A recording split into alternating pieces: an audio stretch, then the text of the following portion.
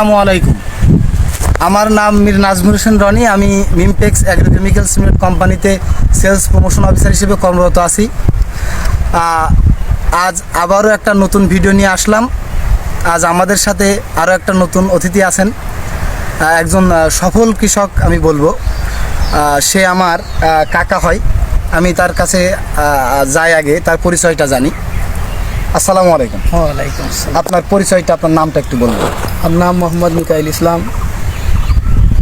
আচ্ছা, তো মিকাইল কাকার আজকে যে জমিতে আমি আসছি, এই জমিটা হচ্ছে একটা পটলের ক্ষেত। এই পটলের ক্ষেতে আসার কারণ হচ্ছে, আমি যখন ফিল্ড ভিজিটে যাই, ম্যাক্সিমাম চাষিরই একটাই কথা থাকে যে আমার ফুলজালি আসছে না। আবার আমার ফুলজালি যায় আসছে, ঝরে যাচ্ছে, হলুদ হয়ে যাচ্ছে। আমার কাকাও এই একই সমস্যায় ভুগছেন যে ফুলজালি কম আসছে বা যা আসছে সেগুলো ঝরে যাচ্ছে। তা এর কি ওষুধ? আসলে আমি এই বিষয়টা আমাদের চাষিদেরকে ক্লিয়ার করতে চাই। সেটা হচ্ছে এ কেন হয়, এটার কারণ কি। এটা আমি একটু সিম্পল একটা জিনিস বোঝাই। সাধারণত আমরা মানুষের শরীরে 6টি আমিষ জাতীয় খাবার অনিবার্য প্রয়োজন। যে 6টি খাবারের যে কোনো একটি খাবার যদি আপনি কম পরিমাণে খাই, ওই খাবারের অভাবজনিত কারণে কিন্তু আমাদের একটা শরীরে রোগ হয়। কি আমি কথা ঠিক বলছি তো? ঠিক ঠিক ঠিক তেমনি এই উদ্ভিদও 16 রকম খাবার খায়। এই 16 রকম খাবারের ভিতরেই আপনার এই 16 রকম খাবারই কিন্তু এর দেওয়া লাগে। এই 16 খাবারের ভিতরে যে কোনো একটি খাবার যদি আপনি কম পরিমাণে দেন, ওই খাবারের অভাবজনিত কারণে এর একটা সমস্যা হবে বা একটা রোগ হবে। তাহলে কি ওই খাবারগুলো সব আপনার দিতে হবে না? খাবার তো এই খাবার আবার দুইভাবে বিভক্ত আছে। একটা আছে মুখ্য খাবার, আর একটা আছে গৌণ খাবার বা অনু খাবার। তাই মুখ্য খাবারগুলো আমরা কিন্তু চিনি, আপনিও চেনেন। এই অনু খাবার বা গৌণ খাবারও আপনি চেনেন। কিন্তু যদি আপনার বলি যে বলেন তো মুখ্য খাবার কি আর গৌণ খাবার কি, আপনি কিন্তু বলতে পারবেন। তা যাই হোক, আমি অনেক বেশি কথা বাড়াবো না। যদি আমি এই বিষয়ে অনেক কথা খুলে বলতে যাই, ভিডিওটা অনেক লং হয়ে যাবে। তাই আমি অল্প কথায় বোঝানোর চেষ্টা করব। তো বিষয়টা হচ্ছে, এই যে মুখ্য খাবার আর গৌণ খাবার, এটা হচ্ছে মুখ্য খাবার যেটা আমরা বেশি পরিমাণে ব্যবহার করি। যেমন urea, TSP, MOP, DAP, potash, এগুলো কি আমরা বেশি পরিমাণে দেই না? আর একটা খাবার আছে গৌণ খাবার বা অনু খাবার, যেটা আমরা কম পরিমাণে দিই। সেটা কি খাবার? সেটা হচ্ছে দস্তা সার, চেনেন না? আর একটা আছে আপনার বোরন সার। এ কি আপনি 10 কেজি 20 কেজি দেন? কম দেন না? অল্প দিই। তা যাই হোক, আমি একটা প্রোডাক্ট নিয়ে আপনার সাথে একটু আলোচনা করব। সেটা হচ্ছে অনু খাবার, যেটা বললাম, এই অনু খাবারটা নিয়ে আমি আলোচনা করব। আপনি কিন্তু মুখ্য খাবারটা আপনি চেনেন বা আপনি দেন, কিন্তু অনু খাবারটা হয়তো আপনার পুরোপুরি ভালো মতো হচ্ছে না, যার কারণে এই ফুলজালি আপনার আসছে না। কারণ কি? এর থেকে আমার কিছু নিতে গেলে এর যা দরকার সেগুলো কিন্তু আপনার দিতে হবে। এইটা যদি আপনি সঠিকভাবে না দিতে পারেন, কিন্তু আপনার দিতে পারবে না। তাই এর কাছ থেকে নিতে হলে এই অনুখাবারগুলো আপনার জানতে হবে। তা প্রধান যে একটা অনুখাবার নিয়ে আমি আলোচনা করব, সেটা হচ্ছে মনোভিট। এই মনোভিট আপনি কি হিসেবে চেনেন একটু বলেন তো আমার। মনোভিট দিয়েছেন না আপনি ধানে? দিছি। কি জন্য দিছিলেন? গোছামোটা করার জন্য দিছিলেন না? হ্যাঁ, খুশি হবে ভালো। হ্যাঁ, আমরা আসলে মনোভিট সম্পর্কে জানি কি, ও কুশির সংখ্যা বাড়ায় কিসের? ধানের সমস্ত জিনিস। এখন আমি আপনার একটা এক্সাম্পল দিই। পটলের কি গোছামোটা করার জন্য ওইটা দিতে হবে? না। মালটা কি গোছামোটা করার জন্য দিতে হবে?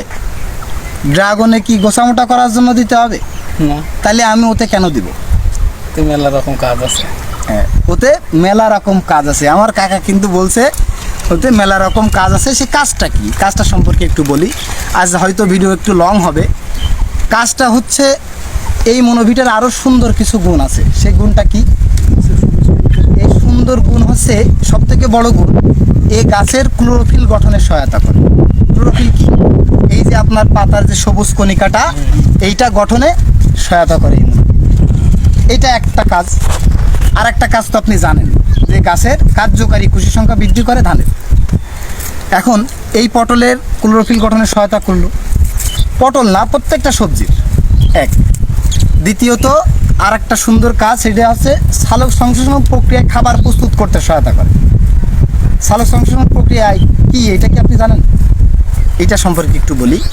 সাধারণত আমরা গাছের খাবার দিই মাটিতে, সে শিকড়ের মাধ্যমে খাবার খায়, তাই না?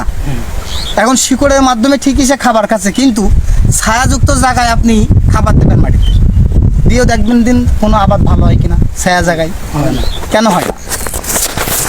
সূর্যের আলো, কারণ আপনি তো শিকড়ের মাধ্যমে খাবার দিচ্ছেন, ও তো শিকড়ের মাধ্যমে খাবার খাচ্ছে ঠিকই, কিন্তু সে কি হচ্ছে না, ছায়াযুক্ত জায়গায় ভালো হচ্ছে না। এর কারণ গাছ শিকড়ের মাধ্যমে খাবার নেয় ঠিকই, এই খাবারটা আবার প্রসেস হয়, প্রস্তুত করে সালোক সংশ্লেষণ প্রক্রিয়ায়। এটা বইয়ের ভাষায় বলে সালোক সংশ্লেষণ প্রক্রিয়া, যেটা সূর্যের তাপ পাতার পরে যখন পড়ে, পাতার পরে এই সালোক সংশ্লেষণ প্রক্রিয়াটা ঘটায় এবং শাখা পোশাকায় এই খাবারটা ছড়িয়ে যায়। এখন কথা হচ্ছে, আপনি শিকড়ের মাধ্যমে যতই খাবার দেন, এই সালোক সংশ্লেষণ প্রক্রিয়াটা যদি আপনি গাছের উপরে না ঘটাতে পারেন, তাহলে কিন্তু আপনার এই আবাদ ভালো হবে। এই জন্য অবশ্যই এই মনোভিটটা ব্যবহার করবেন। তাহলে কি আমি যে মনোভিটটার বেনিফিটের কথা বললাম, এটা আপনার এই পটলের জমিতে দরকার আছে? আচ্ছা আচ্ছা। আমি প্রত্যেকটা কৃষক ভাইদের জন্য বলছি, এটা আমরা অনেকে এই আমাদের মনোভিট, এটা আমরা মনে করি শুধু গোছা মোটা করে, শুধু কার্যকারী কুশির সংখ্যা বৃদ্ধি করে ধানে, না, সমস্ত কিন্তু জিনিস। এটা প্রত্যেকটা সবজিতে প্রয়োজন। এটা গাছের একটা খুবই মূল্য অনুখাবার। তাই আমরা প্রত্যেকটা চাষিদেরকে বলতে চাই যে আপনারা এই মনোভিটটা ব্যবহার করবেন। এটা প্রত্যেকটা সবজির জন্য খুবই গুরুত্বপূর্ণ একটা অনুখাবার। তা যাই হোক, আমি আর একটা অনুখাবার নিয়ে আলোচনা করব। সেটা হচ্ছে আমাদের একটা অনুখাবার আছে যেটার নাম হচ্ছে হিউমিকি, হিউমাস পটাশিয়াম সমৃদ্ধ জৈব উদ্দীপক। এখন কথা হচ্ছে, এইটা কত সুন্দর একটা প্রোডাক্ট দেখেন। এটা আপনার জমিতে আপনি ব্যবহার করলে কত সুন্দর কাজ করবে দেখেন।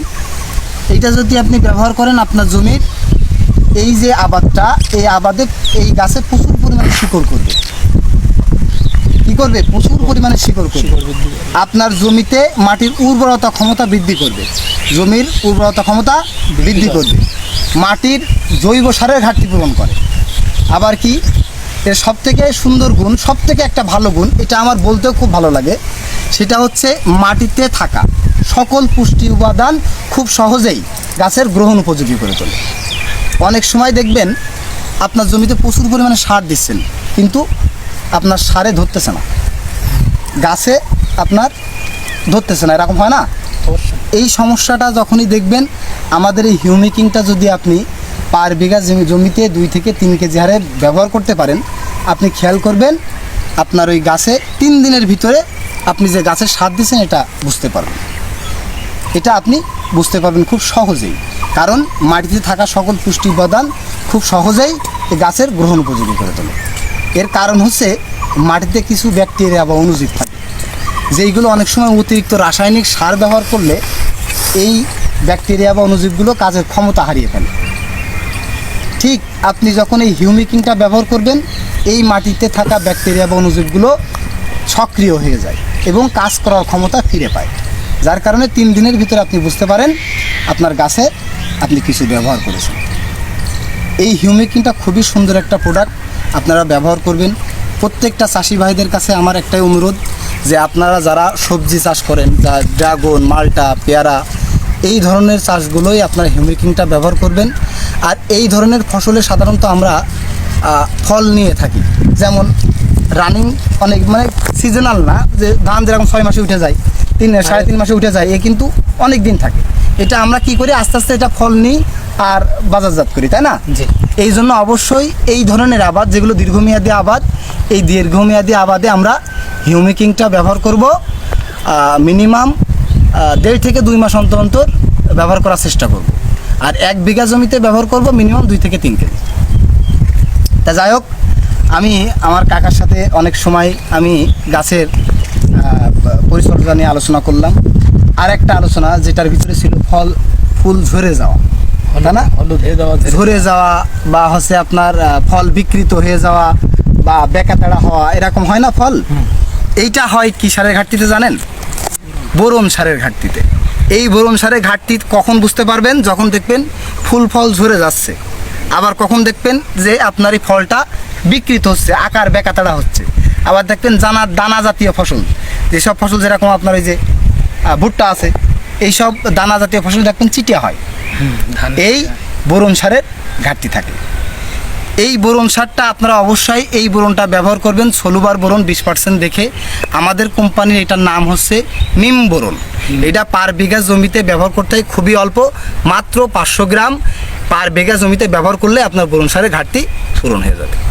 তো যাই হোক, আমি যে কথাগুলো বললাম এই অনুযায়ী যদি আপনি আপনার জমিতে বা চাষি ভাইরা যদি চাষি ভাইদের জমিতে ব্যবহার করে, নিশ্চয়ই ফুলজালি ঝরবে না, প্লাস ফুলজালি বেশি আসবে, গাছের চেহারা সুন্দর থাকবে। তাহলে কি আমি যেগুলো বললাম ব্যবহার করা দরকার আছে? আছে আছে, তাহলে অবশ্যই আছে। আমার কাকাও সেও বলছেন যে ব্যবহার করার দরকার আছে। তা সবার সুস্বাস্থ্য ও দীর্ঘায়ু কামনা করে আমার আলোচনা এখানে শেষ করছি। আসসালামু আলাইকুম।